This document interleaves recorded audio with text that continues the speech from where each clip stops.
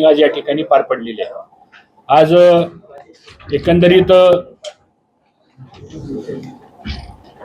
25-26 गळीत हंगामाची थोडक्यात संक्षिप्त माहिती आपल्याला देतो। प्रेस नोट तर आपल्याला दिलेलीच आहे, पण 225 लाख टनापर्यंत आता साधारणतः साखरेचं उत्पादन आपल्या देशामध्ये झालेलं आहे आणि यंदा गाळप घेतलेल्या साखर कारखान्यांची संख्या ही 454 आहे आणि ऊसाचं गाळप 2420 लाख मेट्रिक टनापर्यंत गाळप झालेलं आहे। गेल्या वर्षीच्या तुलनेनं हे 243 लाख टनांनी जादा आहे।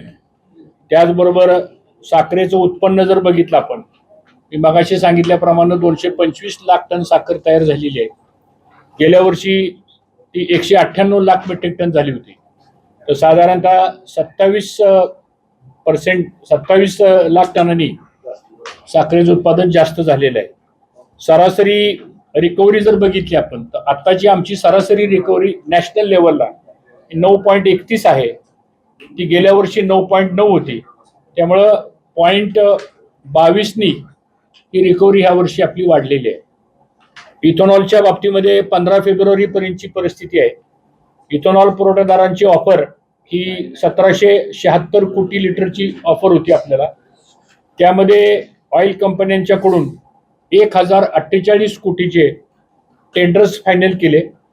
त्यामध्ये ग्रेन बेस म्हणजे धान्यापासून इथेनॉल पुरवठा हा 759 कोटी लिटर, म्हणजे तो 72% इथेनॉलचं प्रोडक्शन आपण ग्रेन बेसमधून अलॉटमेंट झाली आणि साखर उद्योगामधून जे इथेनॉलची अलॉटमेंट झाली ती 289 कोटी लिटर, म्हणजे साधारणतः 28%। ही साधारणतः इथेनॉल पुरवठ्याच्या संदर्भातली ऑफर आहे। आता आज तागायतपर्यंत झालेला जो पुरवठा आहे ॲज ऑन टुडे, तो धान्य इथेनॉल पासून टोटल पुरवठा झालाय 240 कोटी लिटरचा, तर धान्यापासून इथेनॉल पुरवठा केलाय तो 151 कोटीचा केलेला आहे, तो साधारणतः 63% आहे। आणि मळी इथेनॉल पासून पुरवठा केलाय तो 88 कोटी लिटरचा आहे, त्याचं पर्सेंटेज 37% येत आहे।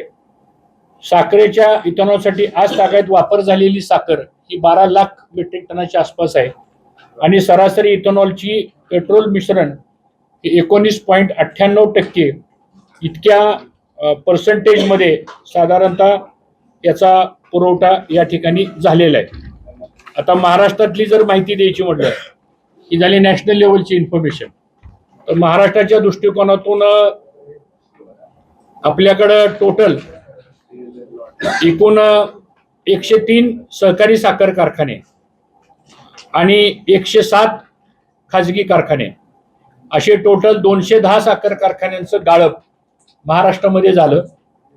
त्यामध्ये टोटल आपली दैनंदिन गाळप क्षमता महाराष्ट्राची ही साधारणतः 10,08,740 मेट्रिक टनाची आहे आणि आपण 10 लाख टनांना सुद्धा क्रशिंग आपण महाराष्ट्रामध्ये केलेलं आहे। त्यामध्ये हार्वेस्टर असतील, त्याच्यामध्ये बजेट गाड्या असतील, बैलगाड्या असतील, मोठे ट्रॅक्टर्स असतील, तर याचं महाराष्ट्रातलं उत्पादन जर बघितलं तर आता साधारणतः 88 लाख मेट्रिक टनापर्यंत झालेलं हे कालचे फिगर्स आहेत। आणि एकंदरीत महाराष्ट्राचा साखर उतारा हा 9.36 आहे ॲव्हरेज, म्हणजे गेल्या वर्षीच्या तुलनेनं 0.10नी तो जास्त आहे। तर अशी ही महाराष्ट्रामधली सध्याची साखरेच्या संदर्भातली परिस्थिती आहे। आता हे सर्व करत असताना परवा केंद्र सरकारने कालच 5 लाख मेट्रिक टन अतिरिक्त साखर एक्सपोर्ट करण्याकरता परवानगी दिली। पहिली परवानगी 15 लाख मेट्रिक टनाची होती, परंतु परवानगी जरी दिली असली तरी इंटरनॅशनल साखरेचं जे मार्केट आहे साधारणतः 4 ते 5 देशामध्ये आपल्या साखरेला त्या ठिकाणी डिमांड आहे आणि ते छोटे छोटे राष्ट्र आहेत ते, कारण ते 150च्या अकुम्साच्या संदर्भामध्ये साखर त्यांना लागते। तर आतापर्यंत 4.5 ते 4.25 लाख मेट्रिक टनापर्यंत साखरेचे करार झालेले आहेत एक्सपोर्टचे, त्यापैकी 2.25 लाख मेट्रिक टनापर्यंत ऍक्च्युअली साखर आपली एक्सपोर्ट झालेली आहे आणि उर्वरित साखर एक 2.5-3 लाख क्विंटल ही प्रोसेसमध्ये आहे। पण आता सध्या साखरेचं इंटरनॅशनल मार्केट हे खूप डाऊन आहे. 3400 3450 फार तर 3500च्या खाली हे इंटरनॅशनल साखरेचे दर असल्यामुळं इंडियन करन्सीमध्ये म्हणजे IC मध्ये इंडियन रुपीजमध्ये, त्यामुळं साखरेचा कोटा केंद्राने वाढवून दिला त्याबद्दल धन्यवाद. परंतु इंटरनॅशनल लेवलला आज तरी कोणी साखर ही आपल्या देशातली रेट कमी असल्यामुळं इथले कारखाने पण एक्सपोर्ट करू शकणार नाहीत ही वस्तुस्थिती आहे. थोडासा किंचित फायदा काल आणि आज असा झाला की 5 लाख टन साखर एक्सपोर्ट केल्यामुळं डोमेस्टिक मार्केट काल आणि आज एक 25 रुपयापासून ते 40 रुपयापर्यंत साधारणतः ऑन एन ॲव्हरेज वाढलेलं आहे, अशी आजची परिस्थिती आम्हाला जाणवते. पण केंद्र सरकारने जे नोटिफिकेशन काढलेलं आहे त्याच्यामध्ये थोडेफार काही चेंजेस आपल्याला करावे लागतील, की आज आमची बोर्डाच्या मीटिंगमध्ये चर्चा झाली आणि त्याप्रमाणे एक सुधारित ड्राफ्ट आम्ही केंद्र सरकारला विनंती वजा पत्र हे फेडरेशन मार्फत आम्ही देऊ. त्याचबरोबर आता यावर्षीचं डोमेस्टिक कन्झम्पशन हे 270 ते 275 लाख मेट्रिक टनापर्यंतच आहे. गेल्या 5 वर्षापासून पॉप्युलेशन वाढतीये पण डोमेस्टिक कन्झम्पशन मात्र याच ठिकाणी राहतंय. म्हणजे याचा अर्थ असा आहे की डोमेस्टिक कन्झम्पशन काय वाढायला तयार नाही. मी मागे पण आपल्याशी एकदा प्रेसमध्ये एकदा ही गोष्ट बोललो होतो. तर आता ह्या सगळ्या प्राप्त परिस्थितीमध्ये आता थोडे अडचणीचे विषय असे लागलेले आहेत की क्रशिंग बऱ्यापैकी झालेलं आहे, परफॉर्मन्सही रिकव्हरीचा चांगला आहे, इथेनॉलचाही आणि डिस्टलरीचाही परफॉर्मन्स चांगला आहे, को जनरेशनचाही परफॉर्मन्स चांगला आहे. परंतु काही कारखाने बायो CNG मध्ये गेलेले आहेत, त्यांचे पण परफॉर्मन्स चांगले आहेत. पण हे सगळं करत असताना MSPचा प्रॉब्लेम जो आहे, MSP ही गेले वर्ष झाला आम्ही प्रयत्न करतोय. गेल्या 5-6 वर्षापासून MSP काय वाढलेली नाहीये. ती मागणी आपल्यालाही माहिती. पुन्हा आम्ही मागणी केली 41 रुपयाच्या आसपास MSP वाढवावी. ती अंडर कन्सिडरेशन आहे. अपेक्षा अशी आहे की लवकरात लवकर केंद्र सरकार ती वाढवून देईल. दुसरी महत्वाची मागणी पुढे येते आता की बऱ्याच कारखान्यांच्याकडे आता बी हेवीचं मोलॅसिस शिल्लक आहे.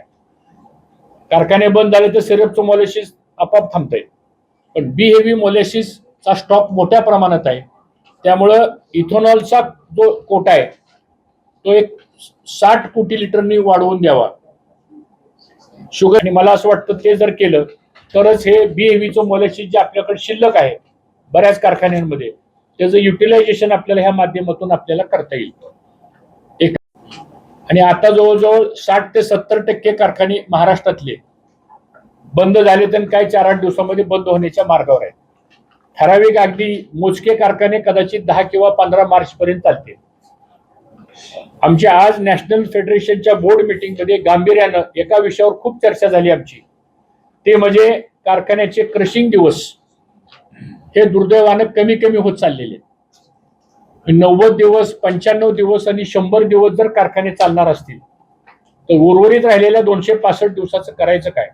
त्याची कॉस्ट, ओव्हरहेड्स, त्याच्यानंतर साधारणतः 2/3 वर्षातला कालावधी हा जर डेड म्हणून राहिला तर हे एक नवीन प्रश्न आता पुढे निर्माण व्हायला लागलेले आहेत. मला असं वाटतं याच्यावर लवकरच नॅशनल फेडरेशन पुढाकार घेऊन मग त्याच्यामध्ये ISMA असेल, 7 राज्यांच्या स्टेट फेडरेशन्स आहेत त्यांना बरोबर घेऊन लवकरच या बाबतीतली एक बैठक घेऊन साधारणतः कारखान्याचा क्रशिंग कालावधी हा पुढे कसा वाढवता येईल आपल्याला, आणि तो वाढवण्यासाठी एकमेव मार्ग असा आहे की ऊसाचं क्षेत्र किती वाढेल हे आज आम्ही सांगू शकत नाही, पण या क्षेत्रामध्ये जर टनेज वाढवायचं असेल आपल्याला म्हणजे उत्पादकता वाढवणं आणि त्याच्यामध्ये EIचा वापर करणं या गोष्टीवर आता अधिक भर द्यावा लागेल आपल्याला.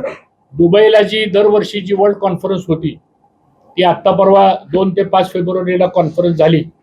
आमचे MD त्या कॉन्फरन्सला गेले होते आणि तिथं EI बद्दल खूप चर्चा झाली. मला असं वाटतं आपल्याकडे पण आता EIच्या बाबतीमधला हा पुढाकार घ्यावा लागणार आहे आपल्याला. आणि परवा केंद्रीय गृहमंत्री अमित शाह साहेबांनी मला वाटतं 1 महिन्यापूर्वी एक सेमिनार घेतला होता दिल्लीला आणि त्याच्यामध्ये शुगर फॅक्टरीची सर्क्युलर इकॉनॉमी हा एक विषय केंद्रीय गृहमंत्र्यांनी आमच्या सगळ्यांच्या समोर मांडला आणि सर्क्युलर इकॉनॉमी जर शुगर फॅक्टरीची जर वाढवायची असेल आपल्याला तर त्यामध्ये 4 गोष्टी पुढे आलेल्या आहेत.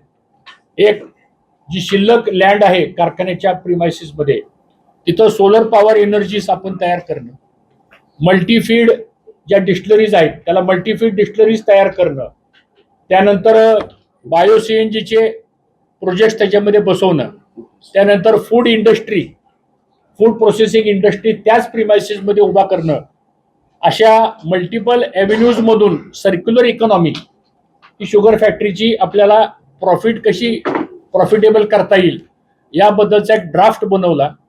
त्याच्यावर एक दिवस खूप विचारमंथन झालं आणि मला केंद्र सरकारचे पण आभार मानायचे की त्यांनी यामध्ये पुढाकार घेतला आणि आता ह्याची पुढचा सेटअप करण्याकरता त्यांनी एक कमिटी स्थापन केलेली आहे.